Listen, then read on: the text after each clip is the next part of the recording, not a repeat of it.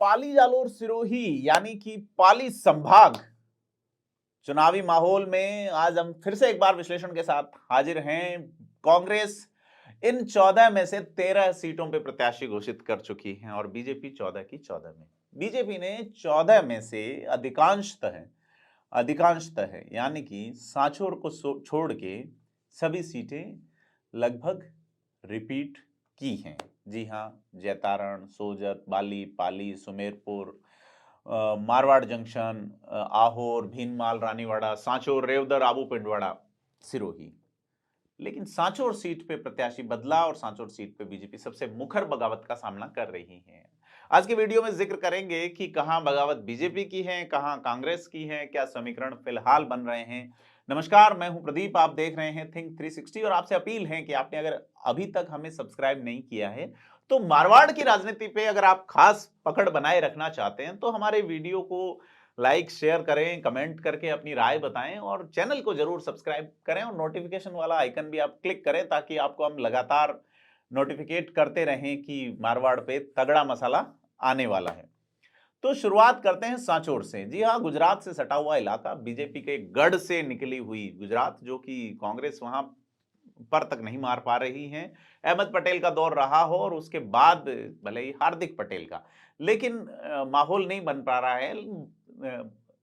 कांग्रेस के पटेलों की मैं बात कर रहा हूं, लेकिन दिक्कत बीजेपी के पटेल की हो रही है। जी हां, देवजी पटेल की। देवजी पटेल सांसद हैं 15 साल से। एक ऐसा कोई काम नहीं है जिसपे वो गिना सकें कि मैंने लोकसभा क्षेत्र के लिए यह रोजगार का एक माहौल खड़ा किया या यह चीज जो है वो समग्र रूप से मेरे क्षेत्र की 36 लाख के आसपास घोषित आबादी, 26 से 28 लाख की 2011 की जनगणना के अनुसार अब ज्यादा है, 20-22 लाख वोटर हैं, कि उस पे हमने यह आउटपुट जो है वो सभी लोगों को इससे फायदा हुआ है। निश्चित तौर पे जालोर सिरोही, जहां मैं लगातार रहा हूं और उसी के विश्लेषण इसलिए प्रभावी रूप से कर पाता हूं, आप लोगों के का जो प्यार मिलता है इस वजह से कि वहां की स्थिति को लगातार देखा है। जालोर बूटा सिंह के समय में भी ज्यादा कुछ नहीं पा सका और देवजी पटेल के समय में भी। यहां बीजेपी के राष्ट्रीय अध्यक्ष रहे लक्ष्मण बंगारू की पत्नी श्रीमती सुशीला बंगारू भी यहां सांसद रही है, लेकिन जालोर पिछड़ा हुआ है। जालोर और सिरोही, आपको जान के हैरत होगी कि राजस्थान का सबसे पिछड़ा इलाका है शिक्षा के लिहाज से। सबसे कमतर शिक्षा व्यवस्था, सबसे कम साक्षर जिले जालोर और सिरोही हैं। उसके सांसद रहे 15 साल तक। जालोर में केंद्रीय विद्यालय की देन रही है, उसके अलावा कोई बड़ा जो मामला है, पासपोर्ट ऑफिस जरूर सिरोही में, पीएस के पासपोर्ट सेवा केंद्र जरूर खुला, लेकिन आम आदमी के काम की चीज, रोजगार, पहचान, तमाम चीजें, कहीं रेलगाड़ी, रेलवे कोच की फैक्ट्रियां खुल रही हैं, कहीं किसी तरह का रोजगार आ सका है। जालोर सिरोही में ऐसा समग्र रूप से रोजगार नजर नहीं आता। किसानी, खेती से जुड़ा हुआ इलाका है। ऐसे में क्यों नहीं यहाँ फूड प्रोसेसिंग और एग्रो प्रोसेसिंग यूनिट का काम बड़े पैमाने पे हुआ? नहीं हुआ। क्या जिम्मेदार अकेले सांसद ही रहे? नहीं, अन्य जनप्रतिनिधि भी होते हैं। कोशिशें नहीं हुई, अनपढ़ इलाका है, लोग अपने हकूक और अधिकारों के लिए कम जागरूक हैं। ऐसे में देवजी पटेल के खिलाफ जो गुस्सा फूट रहा है उसकी तत्कालिक 2-3 वजहें हैं। पहली वजह जातिगत समीकरण।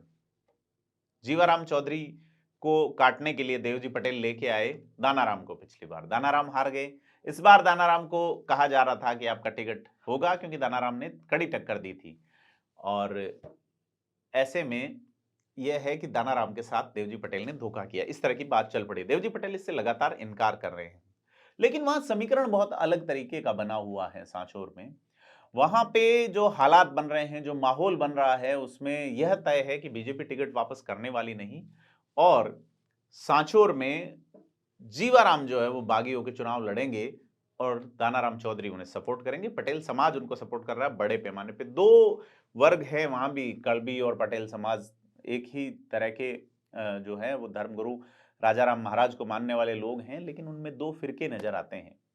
सामने विश्नोई समाज के सुखराम विश्नोई हैं, निश्चिंत हो सकते हैं, लेकिन निश्चिंत नहीं हो सकते। क्यों? क्योंकि वहां से शमशेर अली ने बगावत का बिगुल फूंका है। शमशेर अली पहले सांचौर के प्रधान रहे, मुस्लिम समाज में बड़ी पकड़ रखते हैं और जालोर जिलों में सर्वाधिक अगर मुस्लिम वोटर हैं तो वो सांचौर में है। अब कांग्रेस का जो मूल वोट बैंक है वो एक जाजम की तरह है और वो खिसक रहा है। एससी वर्ग में बसपा से प्रत्याशी खड़ा हो रहा है जो पिछली बार चौथे नंबर पे रहा था और खासे वोट खींचे थे। अब माहौल सांचौर का अलग तरीके का बन गया है। शमशेर अली की दस्तक के बाद में अब कांग्रेस के हाथ में भी जो है जीत का प्याला जो वो मान रहे थे वो छलछला रहा है। जी हाँ, सुखराम बिश्नोई वजह है। तो देवजी पटेल की 3 वजहों पे बात कर रहे थे। पहला, कास्ट इक्वेशन बिगड़ गया। दूसरा, विरोध मुखर खुल के सामने आया बीते करीब 1 महीने में लगातार, जब से 9 तारीख को टिकट डिक्लेयर हुआ उसके बाद से विरोध थमने का नाम नहीं लगा रहा। देवजी पटेल उसे मैनेज नहीं कर पा रहे। दूसरा, सांचौर से बाहर जो आदर्श सोसाइटी वाला जो मामला था, आदर्श क्रेडिट कोऑपरेटिव सोसाइटी का, उसमें देवजी पटेल की जो सक्रिय भागीदारी जो उन्होंने कहा था पैसा दिलाऊंगा गारंटी, तो वो भी हो नहीं पाया। ये तमाम मुद्दे बनेंगे इस विधानसभा चुनाव में देवजी पटेल के खिलाफ। देवजी पटेल के पक्ष में क्या है कि अगर ये वोट बंट जाए, जिस तरह से शमशेर अली कांग्रेस के वोट काट रहे हैं, देवासी प्रत्याशी खड़े होने की बात है, अगर सारे अलग अलग हो जाए तो फिर देवजी पटेल बीजेपी के कमल के मोदी के नाम पे वोट लेके जीत सके। ये एक माहौल बचता है सांचौर में। तो चूंकि सांचौर में जो देवासी और विश्नोइयों का जो पैक्ट था वो भी लक्ष्मण देवासी हत्याकांड के बाद टूट चुका है। सांचौर में भी टूटा है और पड़ोसी रानीवाड़ा में भी टूटा है। पड़ोसी रानीवाड़ा की बात करें तो लगातार वही 2008 से जो चल रहा है वही प्रत्याशी चौथी बार आमने सामने है। नाम है कांग्रेस से रतन देवासी और बीजेपी से नारायण सिंह देवल। रतन देवासी जो है वो 24 घंटे सातों दिन पॉलिटिक्स करने, सोचने और जीने वाले व्यक्ति हैं। राजनीति कैसे करनी होती है वो रतन देवासी का दिमाग उसी तरह से चलता है जिस तरह से अशोक गहलोत का चलता है राजस्थान में। तो रतन देवासी की बड़ी राजनीतिक समीकरणों पे, स्थानीय समीकरणों पे बड़ी पकड़ है। जैसा मैं पहले भी बताता रहा हूं, रतन देवासी अपने जोनर से बाहर निकल जाते हैं। वो भीनमाल पे सोचते हैं, वो रेवदर पे सोचते हैं, वो सांचौर पे सोचते हैं। वो सोचते हैं कि मैं पूरी पॉलिटिक्स कर लूं। इसके लिए भी उन्हें मौका मिला था पिछली बार 2019 में सांसद का टिकट जब दिया गया था, लेकिन रतन देवासी उसे एग्जीक्यूट नहीं कर पाए, यानी कि सांसद नहीं बन पाए, लेकिन उन्होंने वोट अच्छा सिक्योर किया। तो रतन देवासी चुनाव लड़ना जानते हैं। अब सामने नारायण सिंह देवल। नारायण सिंह देवल थोड़े से रतन देवासी की विपरीत छवि वाले व्यक्ति हैं। उनका ये रहता है कि एक सद्भाव, सीधा साधा माहौल और ये थोड़ा सा चलता है। अब जो कास्ट इक्वेशन वहां बनता है उसमें कड़बी समाज, जिसका बीजेपी से भी दावा था, कांग्रेस से भी था, टिकट आहोर में दिया गया, उनको नहीं दिया गया। वो किस ओर जाता है? विश्नोई समाज के जो नेता है, जिसमें परशुराम ढाका बड़े नेता हैं, ब्लॉक अध्यक्ष रहे हैं और युवा के समय से रतन देवासी के साथ रहे, वो इस बार एंटी है। क्यों एंटी है? और साथ ही विश्नोई समाज क्या नारायण सिंह देवल की ओर आएगा लक्ष्मण देवासी हत्याकांड के बाद? रानीवाड़ा के लोगों की बड़ी दिक्कत है कि उन्हें सांचौर में शामिल कर लिया गया। ये भी सबसे बड़ा मुद्दा रानीवाड़ा का होगा। ऐसे में यहाँ पे सीधा सा खेल जो है वो जा रहा है अलग तरीके से मौजूदा सरकार के खिलाफ, कि जिले वाला मामला जो है उसमें फ्री स्कीम्स और पेंशन वगैरह यहाँ कोई इश्यू नहीं है, क्योंकि किसानी वाला इलाका है। मूल वोट बैंक पे कितना फर्क पड़ेगा दोनों ही पार्टियों की, ये देखने वाली बात होगी। राजपूत समाज और भूमिया राजपूत समाज अगर साथ आते हैं तो फिर समीकरण थोड़े से अलग रहेंगे। भीनमाल पे अगर चलें तो भीनमाल में समरजीत सिंह और पूराराम चौधरी लगातार दूसरी बार और वैसे करीब 5वीं बार आमने सामने हैं। जी हाँ, 1998, 2003, 2008, 2018 और 2023 5वीं बार आमने सामने हैं। 5 में से 2 बार समरजीत सिंह जीते हैं और 2 बार पूराराम। 2-2 से मैच टाई है। और इस बार ये जो सीरीज है इसका 5 दिवसीय जो मैचों की सीरीज है, 5 एक दिवसीय मान लीजिए उसे, टेस्ट मान लीजिए, तो इस लिटमस टेस्ट में समरजीत सिंह और पूराराम 5वीं बार आमने सामने। पूराराम चौधरी 7वीं बार खड़े हैं और समरजीत सिंह चौथी बार खड़े हैं चुनाव में। 2 बार जीते हैं, 2 बार हारे हैं। पूराराम 3 बार जीते हैं, 2 बार हारे हैं। ऐसे में यहाँ पे क्या रिजल्ट रहेगा? क्योंकि यहाँ से रमेश देवासी जो पिछली बार बसपा के प्रत्याशी थे और वोट ले गए थे अपनी ओर खींच के, समरजीत सिंह को बड़ी मुश्किल आई थी। नंदा देवी जो भील समाज की नेता बताई जाती हैं और वो आजकल बीजेपी में है, उनका जो है वो इस बार चुनाव आयोग ने कह दिया भाई आप चुनाव नहीं लड़ सकते, अयोग्य घोषित कर दिया। समरजीत सिंह के लिए राहत की खबर है। पूराराम चौधरी जो है वो अलग अंदाज के लिए पहचाने जाते हैं, जिसका मैं जिक्र करता रहा हूं।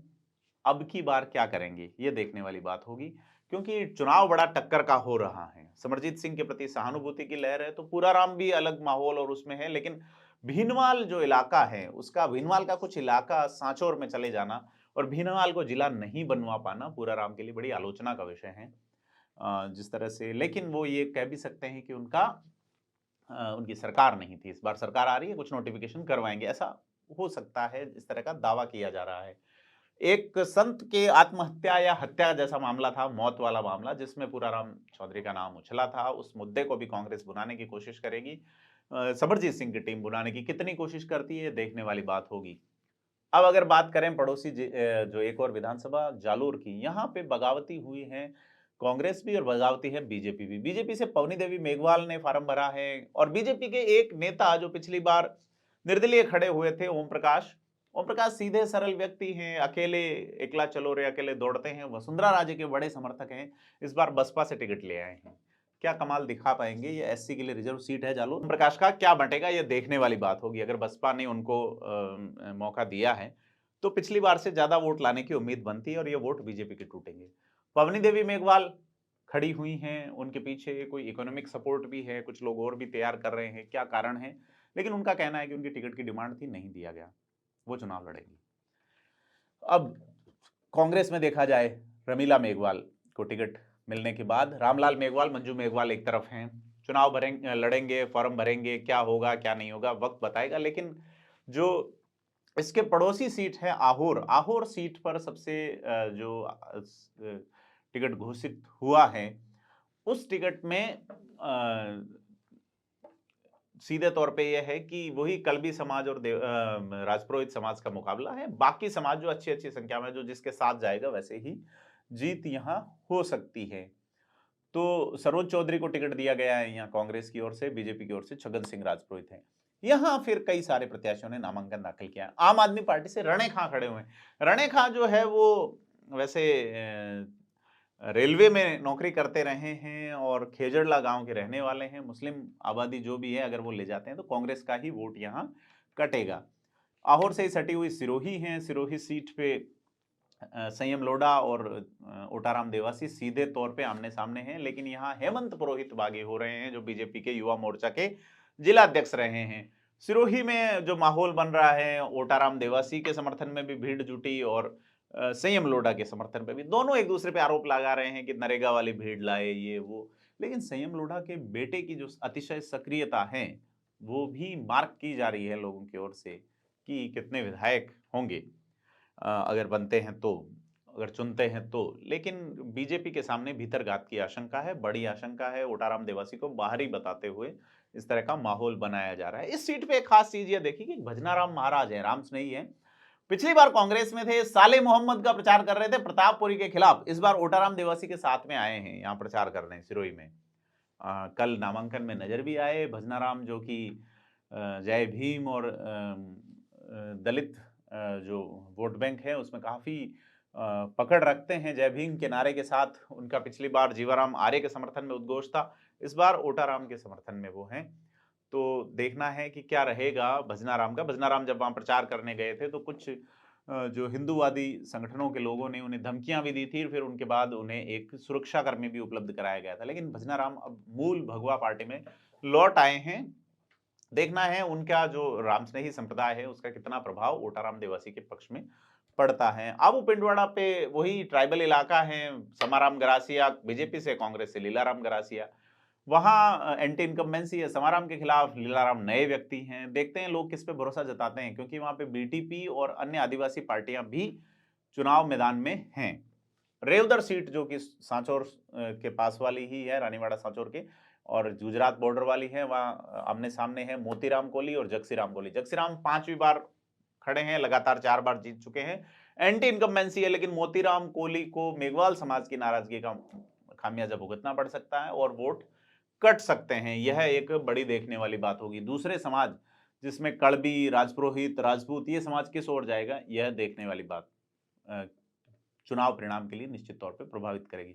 सुमेरपुर सीट एकमात्र ऐसी सीट रही है जहां फिलहाल कांग्रेस ने प्रत्याशी तय नहीं किया है। बीना कौक है यहाँ पे, रंजू रामावत हैं, करण सिंह उचियारडा हैं, शिशुपाल राजपुरोहित, ऐसे नाम चल रहे हैं। लेकिन करण सिंह उचियारडा को लोग तरजीह देने में ज़्यादा सोच रहे हैं। लेकिन करण सिंह उचियाड़ा यहाँ लंबे समय से या कभी सक्रिय नहीं रहे, यहाँ के रहने वाले नहीं हैं, जोधपुर में रहते हैं, उद्यमी हैं, व्यवसायी हैं। सचिन पायलट के गुट में वो प्रदेश सचिव हुआ करते थे, लेकिन उनका नाम इसलिए चल रहा है कि कांग्रेस के पास कोई टिकाऊ उम्मीदवार है नहीं। बिना काख लगातार सक्रिय हैं, कोशिश कर रही हैं, देखते हैं क्या बढ़ता है सुमेरपुर का, क्योंकि सामने जोराराम कुमावत मजबूत कैंडिडेट है। पिछली बार बड़े अंतर से चुनाव जीते थे, लेकिन इस बार मदन राठौड़, जो कि पूर्व में 2 बार विधायक रह चुके हैं, उन्होंने बागी नामांकन यहाँ दाखिल कर दिया है सुमेरपुर में। बाली सीट में प्रत्याशी पाली जालोर में अभी तक सबसे ज्यादा नामांकन इस सीट में अब तक हुए हैं पुष्पेंद्र सिंह राणावत, लगातार 5 बार एमएलए, 6ठी बार टिकट पाए हैं। और सामने बद्रीराम जाखड़ हैं। बद्रीराम जाखड़ किस तरीके से टिकट लेके आए हैं, क्योंकि जाट समाज का मूल वोट बैंक यहाँ है नहीं। जड़वा समाज जाट समाज के व्यक्ति को टिकट देगा, या वो पुष्पेंद्र सिंह राणावत की ओर मूव होगा। कड़बी जड़वा जो एक सा समाज है, सिरवी समाज, गरासिया, राजपुरोहित, ये तमाम जो कास्ट्स हैं, ये किस ओर जाएगी, सबसे बड़ा सवाल यह होगा। यहाँ शैलेंद्र सिंह बागी हैं, श्रीसेला के रहने वाले हैं, लेकिन वो कांग्रेस के उम्मीदवार थे। लेकिन क्या कांग्रेस को नुकसान होगा या बीजेपी को फायदा होगा, तमाम चीजें बाली में कुछ साफ सी नजर आ रही हैं। और इसके पड़ोसी मारवाड़ जंक्शन सीट पर जो है वो खुशवीर सिंह जोजावर हैं कांग्रेस के, और बीजेपी से केसाराम को टिकट दिया गया। केसाराम पहले एमएलए रह चुके हैं यहाँ से कई बार, और दोनों लगातार आमने सामने लड़ते रहे हैं। केसाराम और खुशवीर सिंह की टक्कर पिछली बार भी तगड़ी रही थी। खुशवीर सिंह सिर्फ 251 वोट से जीते थे, जबकि लक्ष्मीनारायण दवे बागी होके यहाँ पे उनकी राह आसान कर गए थे। पाली सीट की बात करें तो ज्ञानचंद पारख और भीमराज भाटी की टक्कर है एक बार फिर से, हमेशा की तरह। लेकिन इस बार वहां पर बागी नामांकन दाखिल किया राकेश भाटी ने। नगर परिषद सभापति के पति हैं वो, और राकेश भाटी नगर परिषद के सभापति भी रह चुके हैं, उपसभापति भी रह चुके हैं, प्रतिपक्ष नेता भी रह चुके हैं। सिटी में बड़ी पकड़ है, गांधी समाज के वोटों पे बड़ी पकड़ है। ऐसे में बीजेपी के वोट कट सकते हैं इस बार, तो टक्कर पाली में भी रोचक रहेगी। सोजत सीट एससी की सीट है, अशोक गहलोत के खासम खास और बड़े अधिकारी रहे निरंजन आर्य यहाँ से प्रत्याशी हैं। पिछली बार उनकी पत्नी थी, लोगों ने उनकी पत्नी को नकारा था, पति को कितना सम्मान देंगे ये देखने वाली बात होगी। सामने शोभा चौहान है, शोभा चौहान के पति आरएस हैं। ऐसे में जो आरएस की पत्नी और आईएएस की पत्नी के मुकाबले में आरएस की पत्नी जो है वो भारी पड़ी थी। इस बार आईएएस खुद मैदान में है, और वही कास्ट इक्वेशन यहाँ तय करेंगे कि किस और चुनाव जाएगा। मुद्दे यहाँ आके गौण हो जाते हैं। क्या मेघवाल समाज क्या सोचेगा, क्योंकि उसे दरकिनार किया जा रहा है दोनों ही पार्टियों की ओर से पिछले 2 चुनावों से। अगली सीट जैतारण, जहां पे पाली की सबसे हॉट सीट बनने जा रही है। कांग्रेस ने बीजेपी के सुरेंद्र गोयल को अपनी पार्टी में लेके टिकट दिया, दिलीप चौधरी का टिकट काटा। दिलीप चौधरी ने ये जो आजाद समाज पार्टी कांसीराम ज्वाइन कर ली है। दिलीप चौधरी वहां पे आजाद समाज पार्टी से कैंडिडेट होंगे। वहां पे बीजेपी के बागी लक्ष्मण नाथ भी खड़े हुए हैं। बीजेपी का जो नाराज वोट बैंक है वो सुरेंद्र गोयल की ओर जाएगा या अविनाश गहलोत को वोट देगा। बहुत खिचड़ी जैसा माहौल जैतारण में है और चुनाव बड़ा रोचक मोड में जा रहा है। तो इन 14 सीटों में मोटे मोटे तौर पे लगभग प्रत्याशी घोषित हो चुके हैं पार्टियों द्वारा। एक दिन नामांकन का बचा है और लगातार नामांकन जारी है। इन सीटों पे हम आपको लगातार अपडेट करते रहेंगे, डेली एक स्पेशल आपको कि अभी क्या चल रहा है। उसके लिए आप हमें सब्सक्राइब करें और वीडियो को लाइक शेयर कमेंट जरूर करें।